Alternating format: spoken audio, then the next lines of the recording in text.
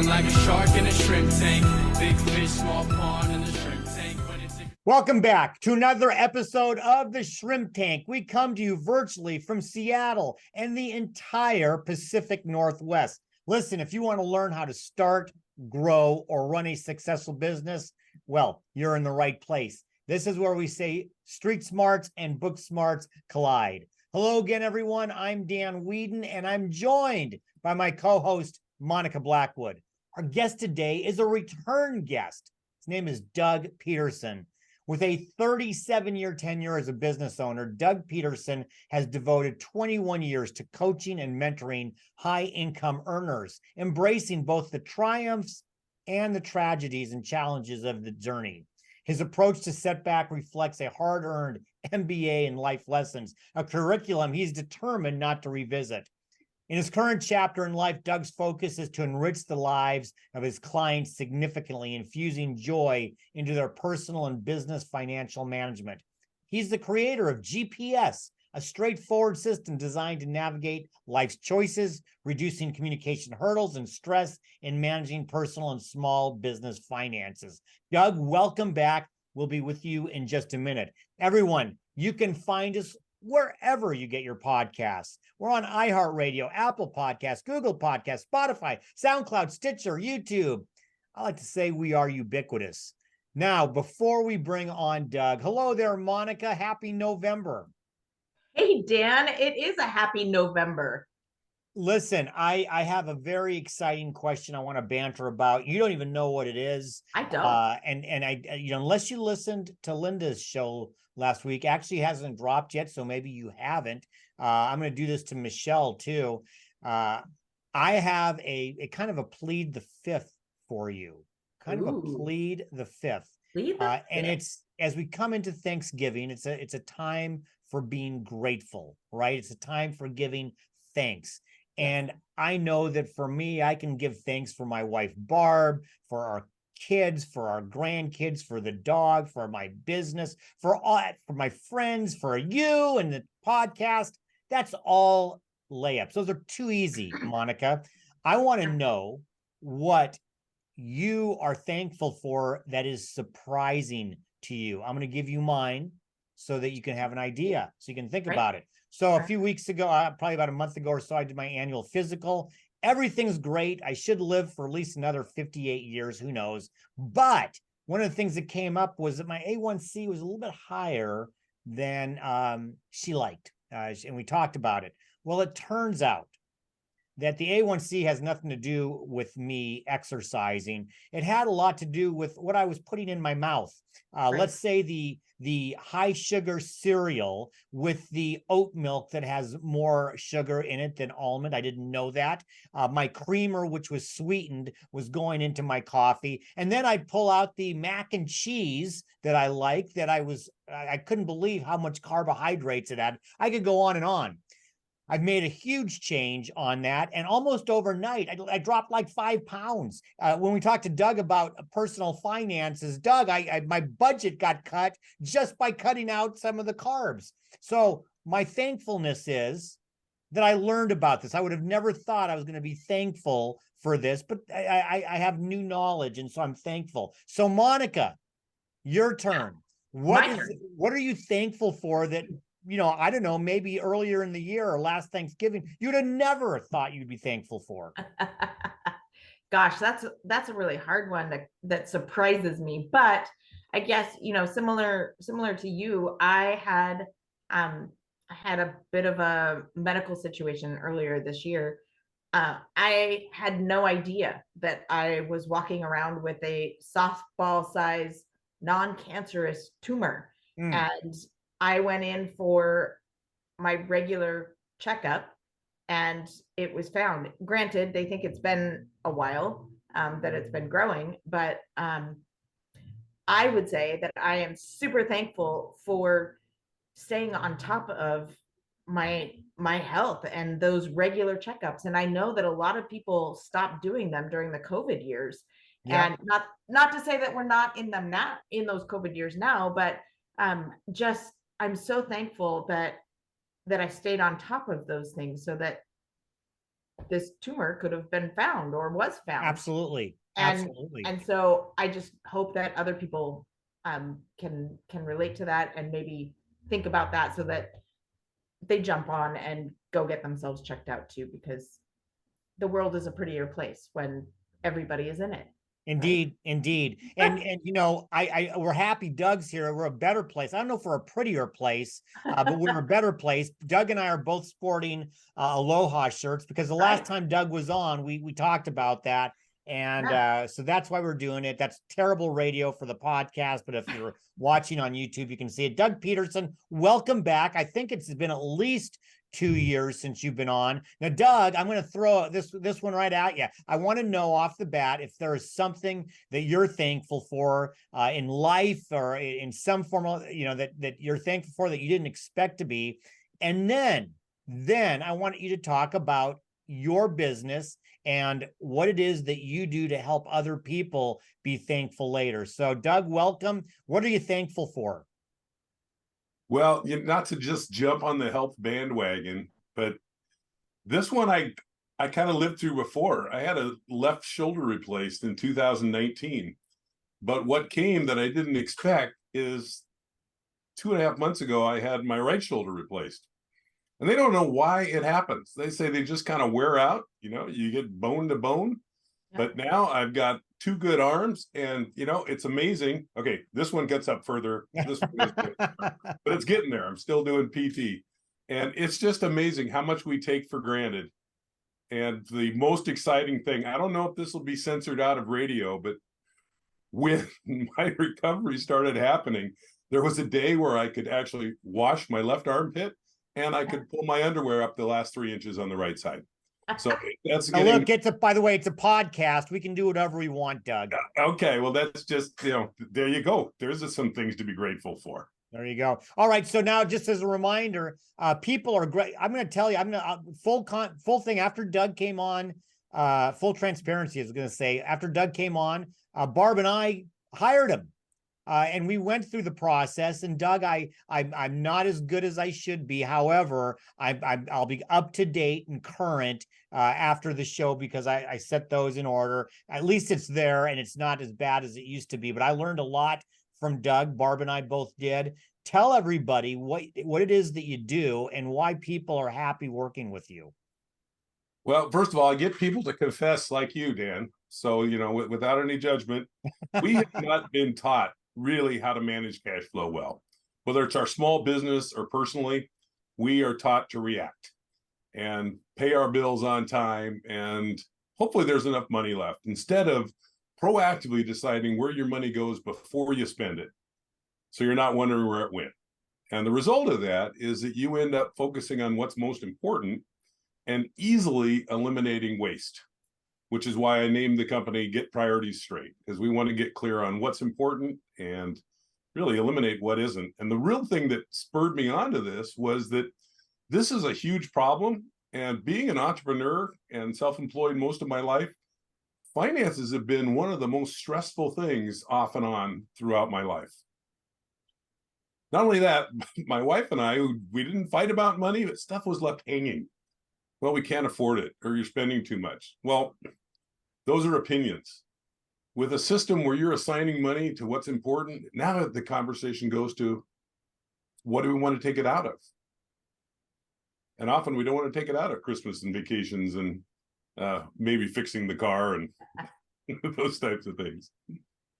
Very cool. So, Doug, I have not signed up. I didn't know you until today, but I did jump on your website and I took your 10 or 12 question quiz, actually, just to see what kinds of things you were asking about and what that quiz was about. And it had me start to think about my finances, obviously, and being a business owner. I'm also very curious about what you can do for businesses, small businesses specifically. But before we go there, because my kids are always my first and top priority, and my daughter is part of a softball team that is going into kind of their winter season where they don't spend as much time on the softball field. as they doing things like taking first aid and CPR class or taking a self-defense class. And this year we wanted to add a financial wellness class because these are sophomores, juniors, and seniors in high school. And I don't think, you can correct me, but I don't think financial wellness is something that is taught very well to our upcoming youth. So my question to you is, what's like the one thing, the one tip that you could tell me to give her, or you want to tell our future generation, our youth? I know there's more than one, but yeah, there is more than one. But I think it's not a set it and forget it. Whether you're any of our ages or you're a teenager, we have been sold to, hey, just schedule the payment and put it on auto pay and don't pay attention to anything. So it really has to do with, you work hard for money. We spend more waking hours working than we do most any other area in our life. And then we don't really spend any time managing that money that comes in. Not in a way that's restrictive, not in a way that's like, okay, now you're on a diet, so you can have cucumbers and straw. And, you know, you should be happy with that.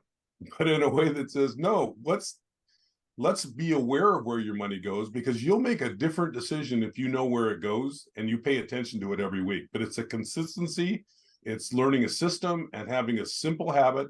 It doesn't take longer than we're already spending. Especially, I've had clients say, well, spending time, you mean including worry?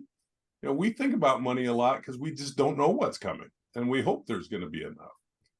And then things blindside us that don't really blindside us. We have car repairs; they're going to happen, but we call them surprises. So there's something, Doug, that you said in the previous answer that I remember you saying before, and like I said, you've worked with Barb and me, and it's funny that this became kind of an important point, and I want you to speak on it a little bit more. Couples will fight, and I put those in air quotes, about, you know, where money goes. And one of the things that you said is it's not an opinion. And I think that that's really important. If you have an advance, an idea, and a plan in place, if I want to spend money on golf, it's not an opinion whether it's good or bad. It's, have we budgeted for it? Is there money in my Dan's expenses or Dan's golf expenses already allocated for it? So Barb's not upset about it. And I'm using that as an example. She lets me golf as much as I want, kind of. So anyway, but that's an example. If I want, you know, new clubs, or how is it available for me? So talk a little bit about what you just said, that these aren't opinions.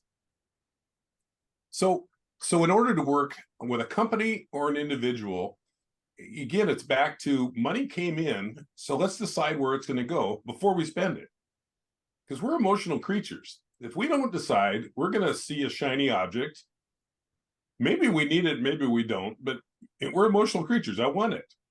And so we'll buy it, or we'll buy more golf clubs or golf shoes or whatever it is you golf people do,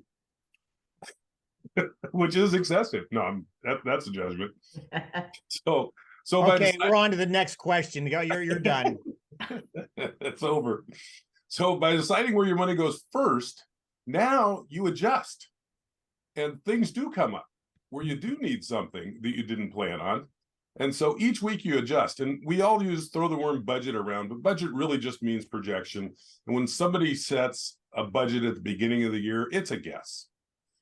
A spending plan is where you're taking the money you have down to zero and allocating it to every different category that's important to you.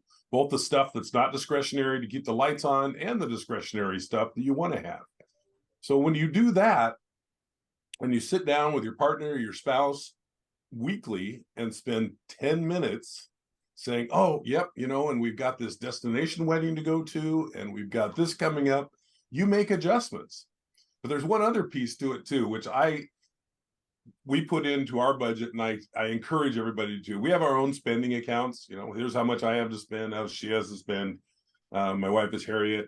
But we also have a fund that we just throw in a little money in every month. And mine's up to about $2,200. Hers is about $600. She spends a little more than I do. But it's just money you can just go blow without even having a conversation with your spouse. I just bought a $1,200 barbecue. I bought an inflatable hot tub. I mean, whatever it is you want. By the way, I bought both those things. But it's money that you've just already decided, you need some autonomy. Nobody wants to go to each other always saying, do you think it's okay to do this? Let's have just a little autonomy as well. I don't know.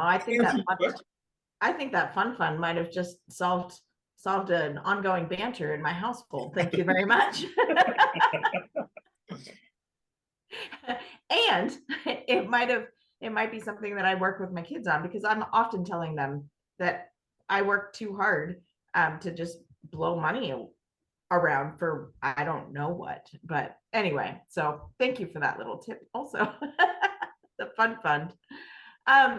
Tell me, so it sounds like the last time that you were on the show and the interactions you've had with Dan have been more on the personal finance side, and your business has been focused towards that.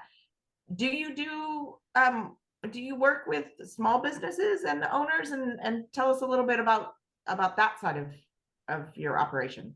Yeah, absolutely. So yes, it started out with a focus just on personal because that was the biggest gap.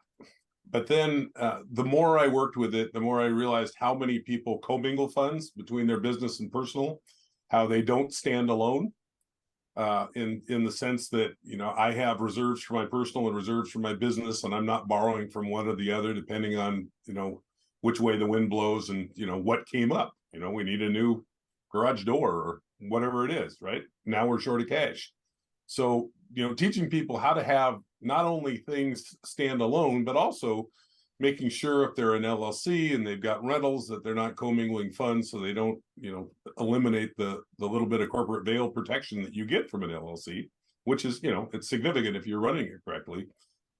It's back to the simple thing. It's not taught. We are taught just to record what's gone out and let an accountant sort it out or a bookkeeper sort it out and pay our taxes, which is all reactive. It's all looking at the wake of your boat. So working with companies, we want to get clear on what's coming up, what's infrequent. Those infrequent expenses in a personal account run 20 to 22%. And a lot of people are living on 90% of their income, but 22% is going to be infrequent and we don't know when it's going to hit. So it's the same thing in business. And then if you've been in business for a while, you know that you need to set aside tax reserves, but there's lots of other reserves we need. I mean, computers wear out.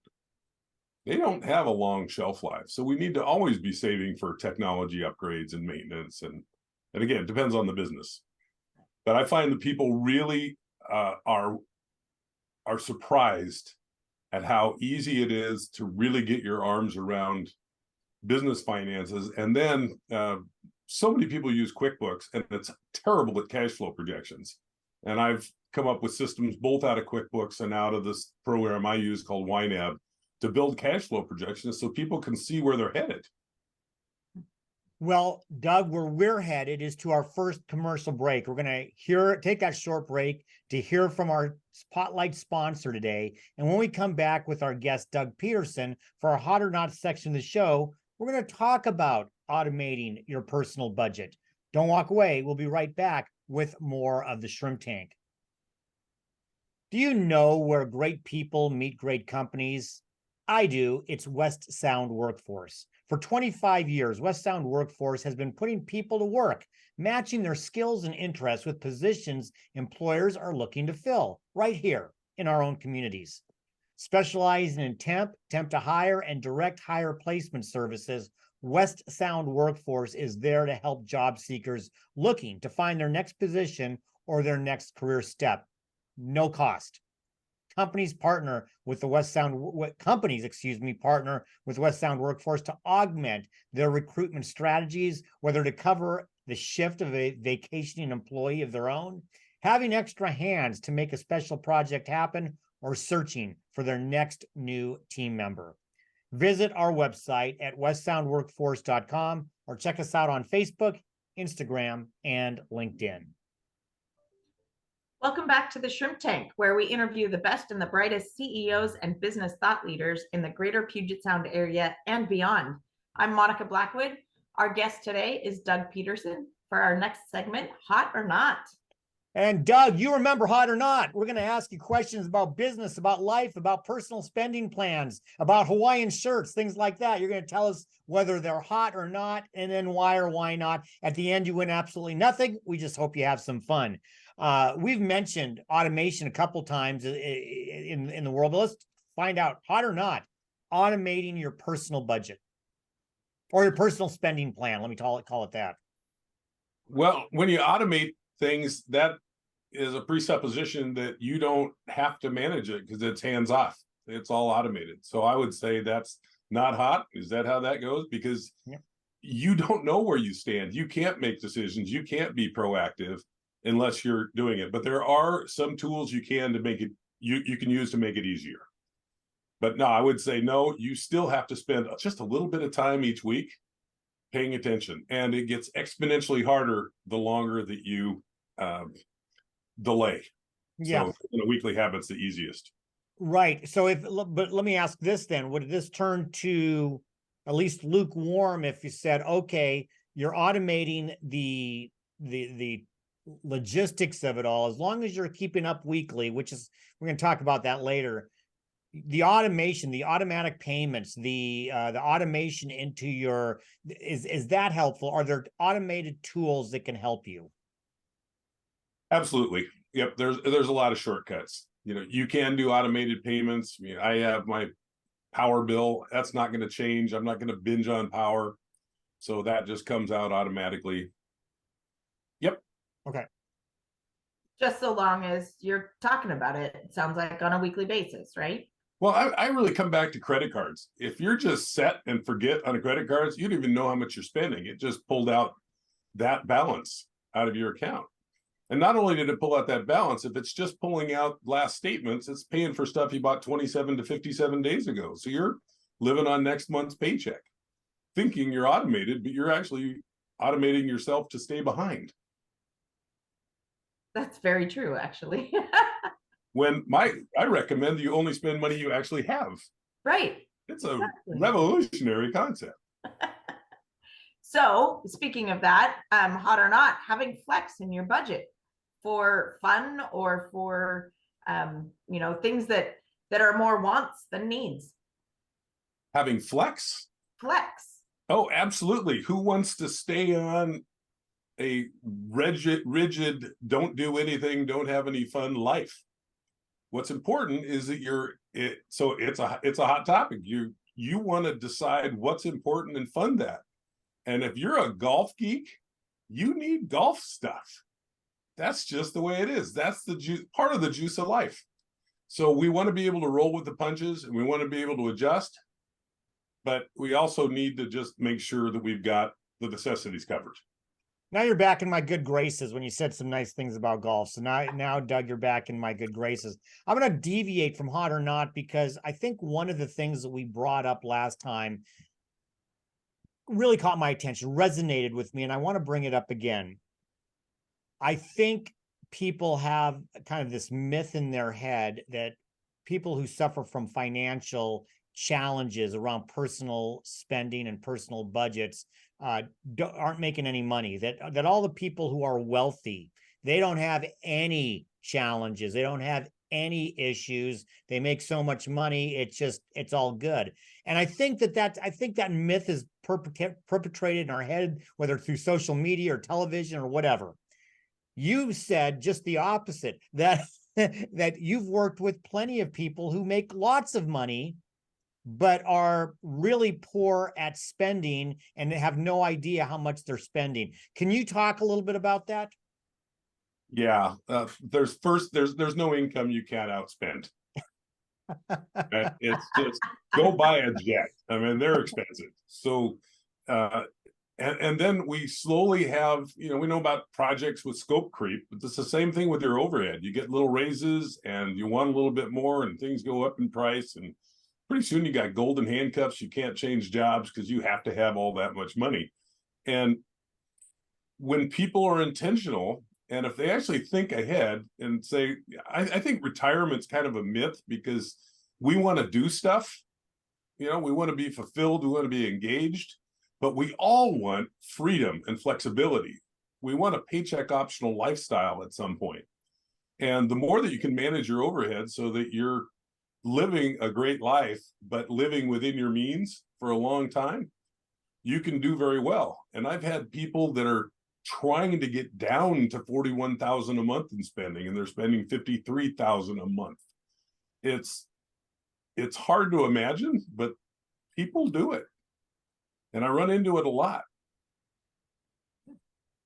I think one of the other big challenges with this is that, and I had a mortgage specialist who was very successful tell me this. She said, I counsel people with finances, and this just isn't taught. And I was doing very well, and I didn't even know how much I could give because I really didn't understand the whole picture of how much was going out and how much I needed. And she said that I feel like I should know this, but it's not taught, and I'm embarrassed asking for help. But she did hire me, and she really liked it, and she gave me that wonderful testimonial. But that's so true. We have a paradigm that just says pay your bills on time and cover it, and you're fine. But there are people making $350,000 and $400,000 that are paycheck to paycheck. So speaking of paycheck to paycheck, and in my world, so I am in staffing, a lot of times there's a lot of discussion about side gigs, and entrepreneurs have a lot of side gigs, right? And they've got their day job, and then their entrepreneur spirit is their side gig. Tell me how side gigs fit into this. Is it simply that, hey, side gigs are part of your income, or is there a different way to slice them out? Lots of people think that side gig money is for fun, but what's your take on it? Well, side gig money is for everything you want it for. It's your money. And that's the other thing that I don't tell anybody what to do with their money, but when they tell me what they make and where their money's going, and they see it clearly, they make better decisions. So let's think of it as a real simple idea. Like somebody just gave you a free $50 Visa card for signing up on something, right? Your mindset can be, well, let's go to happy hour. Found $50. Let's just do it. Or your mindset can be, wow, well, I'm paying my cell phone bill. I'm going to apply that gift card to my cell phone bill. And now I have more money for the stuff that I decided that's really important. So it all comes back to being intentional. If you have a side gig that says, this is just going to be our fun money, more power to you. It's intentional, and it's your plan. What I don't like is let's just wing it all the time and hope there's enough. It just doesn't work very well. It's interesting, and I'll be again very transparent and vulnerable on this. I remember just a little bit of not reticence, but I was nervous in talking to you, even after we talked, because I think that you go in as a couple, and you're nervous about, oh, Doug's going to see what I'm spending money on, and he's going to judge me on that. I don't want to be judged. You just kind of really just talked about that. You could care less. That so when you're working with people, you really don't care. I mean, you do care, but it's not up to you. It's up to your clients. They're making the priorities, and you're just helping them make sure that they have the money for whatever those priorities are. And so talk a little bit about that. If somebody's listening saying, well, I'd like to talk to Doug, but I feel like I'm going to confession, right? I'm a Catholic boy, so I feel like I'm going to confession. Talk a little bit about that. Is that real, or is it just me? Oh, no, it's very real. And I had a woman who we're meeting, and she goes, oh, I spent a bunch of money. And I'm going, so? She goes, well, I said, you're feeling guilty, aren't you? And I said, yeah. And I said, oh, is it my money you're spending or yours? I mean, just all I care about comes back to is that it's intentional. But you're absolutely right. There's a real shame around, I should have this figured out. And when we look at our culture and our society, we become really good as a culture of extracting money out of our accounts without us even being aware of it.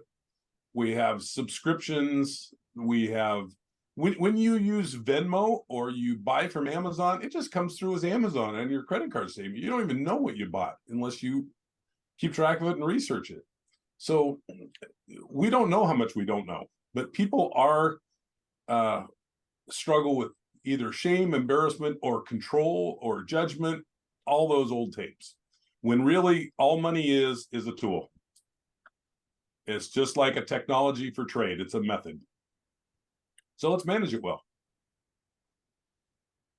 Okay, so another HR, small business employment question for you, because money is a tool, and financial wellness and financial knowledge is minimal right now,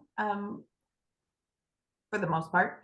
And so what if I were an employer that said, hey, Doug, I really value the information that you have. How can I make you a resource for my employees if I want to have whether it be a lunch and learn and come in and talk, or is there an opportunity for you to be a resource for my employees? Tell me about that part of your business, and if you take on kind of groups like that, not saying that the conversations are going to be in groups, but are you marketing yourself that way, or are you just on the individual level?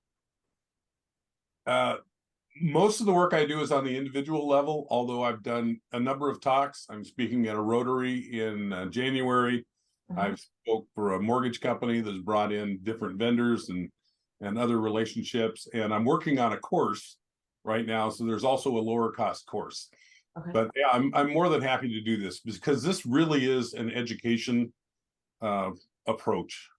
Mm-hmm. People have to be informed, and whether they hire me or not, their life will improve if they eliminate or reduce this challenge of stress around money, because we all have it at one point or another.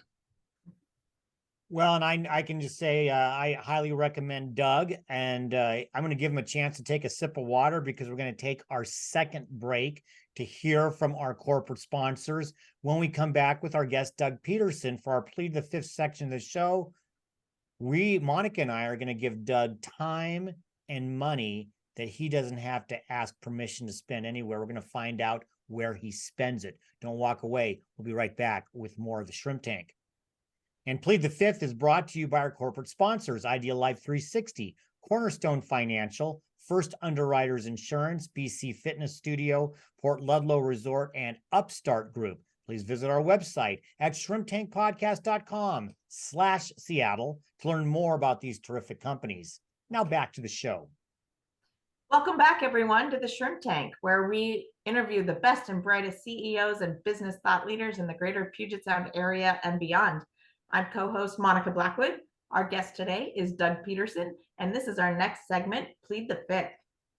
Doug, this is where we turn up the heat. We're going to throw some fastballs at you. You can plead the fifth, but you can only plead the fifth once. I don't think you're a plead the fifth kind of guy. So we'll throw some good ones at you here. So look, I know that everybody would love to have a treat yourself day. So Monica and I show up to your home in Kirkland. We knock on your door and we say, Doug, you have a treat yourself day, right? We're gonna make it possible. You don't even have to look at your budget or your spending plan. It's unlimited funds. It's all day. The only limitation on time is in the next this full day.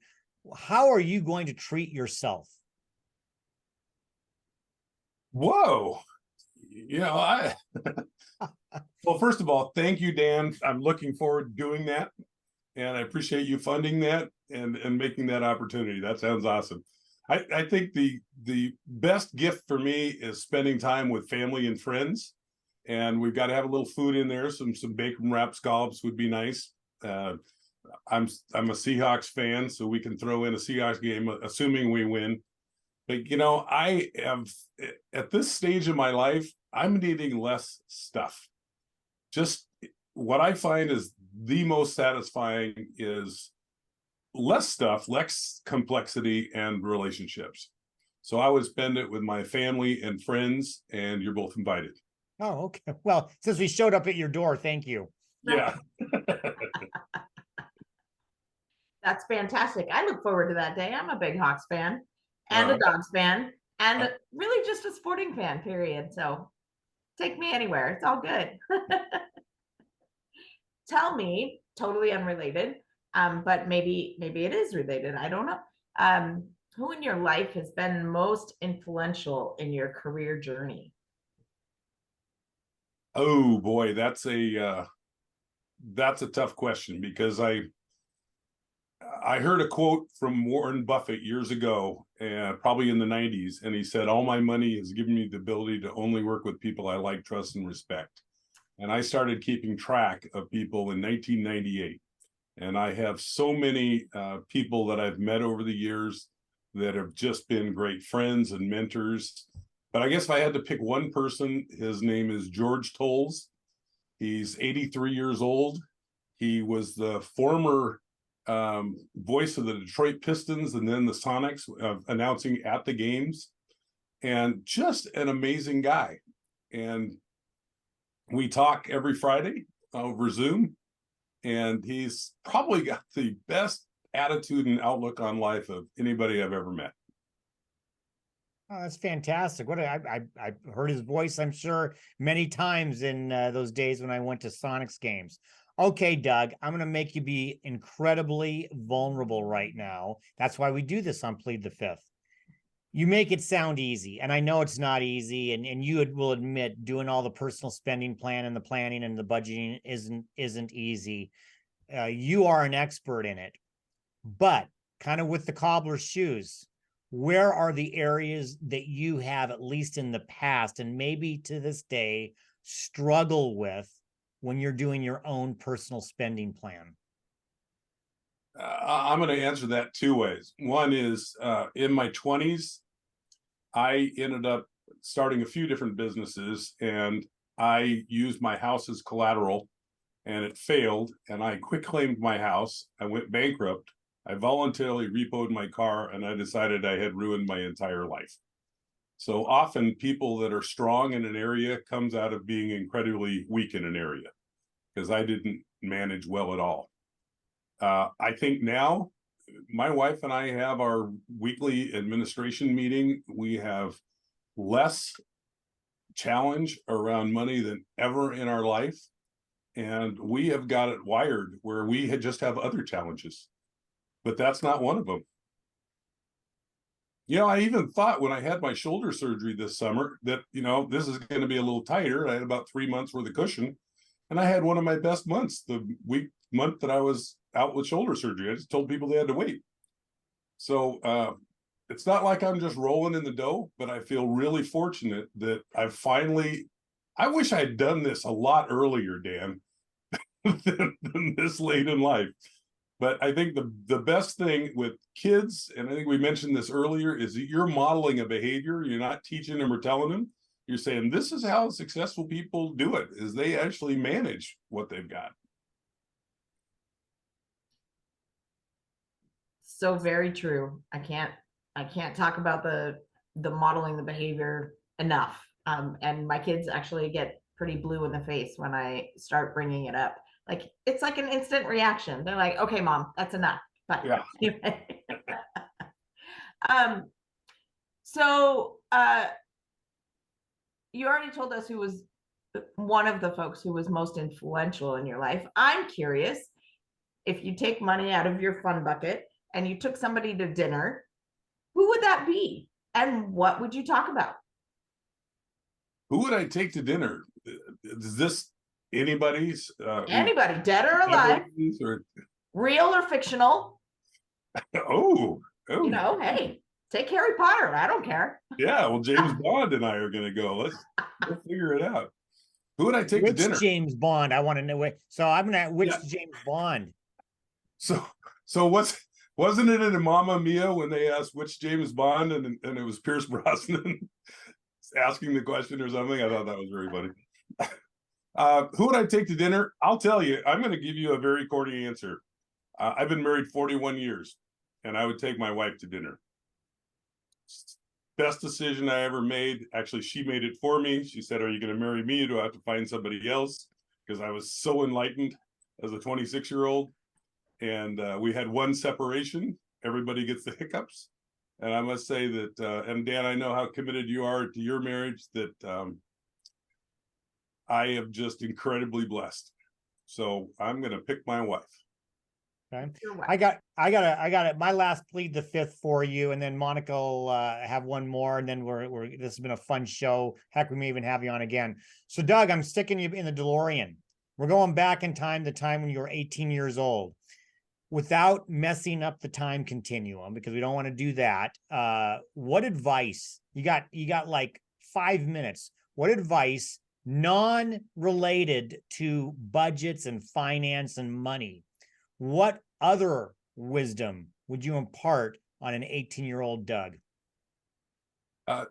Doug had a tendency to want to do it his way, which means he went out and made a ton of mistakes that a lot of people have already made that he could have learned from. So it might have been, hey, you're just not as smart as you think you are. You might actually want to listen to other people and ask them about how you can smooth the road out, because it's been being an entrepreneur nearly all my life. I started when I was 17 with my first company, and I ended up working with companies in my mid-20s for about 6 years. But other than that, I've been on my own all of my life. And it would be to really learn from other people and pay attention and not do everything your way. So in this segment, we've talked about learning from others and modeling behaviors and not necessarily doing things your way. Maybe not because they're wrong, but there might be simply a better path. So there's a lot of personal and business lessons in this discussion. And I have another question that leads to how we interact with one another and kind of plays into all of those aspects. But how do you start a genuine conversation with somebody? We've come out of COVID. People are trying to figure out how to talk to one another again. How would you start a genuine conversation that someone you don't know? Ask questions.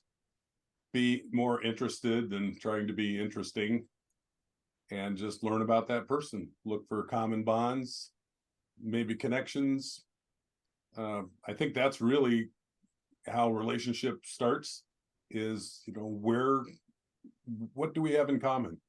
It can even be, what don't we have in common that makes us in common? Like Dan, I often say, if my golf game were a fight, they'd stop it. So I don't know if you've heard that line before, but that's my golf line joke. I think it's just trying to connect with people where they are. And so, again, so much coming back to that relationship idea. That's what really makes things work. You have to be competent, but then it's who you know. Thank you for bringing up the fact that we really should be talking about what we don't have in common, and our differences actually pull us together a little bit more. That I think that's a huge point for all of us to remember. So thank you for being a guest here on the Shrimp Tank. For our listeners who might want to get in touch with you or learn more about your company, where can they get more information? All right, I'm going to break protocol because Dan did it on the 5th. I do want to say one other thing. It isn't just this, let's keep track of money and that sort of thing. There's other things you can do to game the system. Like, I teach people how to travel hack. I've got 1.2 million airline miles. It makes it a lot cheaper to go places and have some fun. So don't just think of this in terms of doing a budget. Think of it in terms of getting a lot more for what you've already got going. The way to reach me, the easiest way, my website's getprioritiesstraight.com, but that's a mouthful of spells. So just go to schedulewithdoug.com. That'll bring up my website, my calendar, my email, my phone, or anything if you want to connect with me. Sounds great. Thanks, Doug. Make sure you check out all the replays on shrimptankpodcast.com/Seattle. and wherever you get your podcast, whether it be iHeart, Apple, Google, Stitcher, SoundCloud, any of them. As Dan says, we're ubiquitous. Please follow us on our show's social media pages on YouTube, Facebook, and Instagram. Well, Doug, it's been a pleasure to have you back on the show. I'll see you again soon because we still are connected on doing this, and I always appreciate your help. And we're going to talk a little bit more about my business and doing that. So look, if it's good enough for Dan, it's good enough for anybody, right? So Doug, thanks very much. I appreciate it. We'll talk to you soon. Monica, as always, it's great to see you. Not everybody knows that Monica had to make a quick trip home because she lost power, but you know, the show, it must go on. And thank you very much for making sure that that happened. Everybody, do exactly what Monica says. Like us on our Facebook page. That's where we live stream. We also have a patron membership page. It's free. We do have some opportunities for some exclusive things, but just come join us. We're going to have some content there that you can't get anyplace else. Our next show will be Wednesday, November 29th. That's right, 2 weeks. We're taking Thanksgiving week off, especially since we have a 5 Wednesday month. Michelle Bomberger and I will be back the following Wednesday. Our guest will be Nathan Kaiser. I'm looking forward to this. Nathan owns 2 Bar Bourbon Distillery. Heck, I might have to bring my favorite bourbon on the show with me. You'll have to tune in to check that out. In the meantime, be safe, be well, and be prosperous, and happy Thanksgiving to all, because until next week, the shrimp is back in the tank. So long. I've been feeling like a shark in a shrimp tank. Big fish, small pond.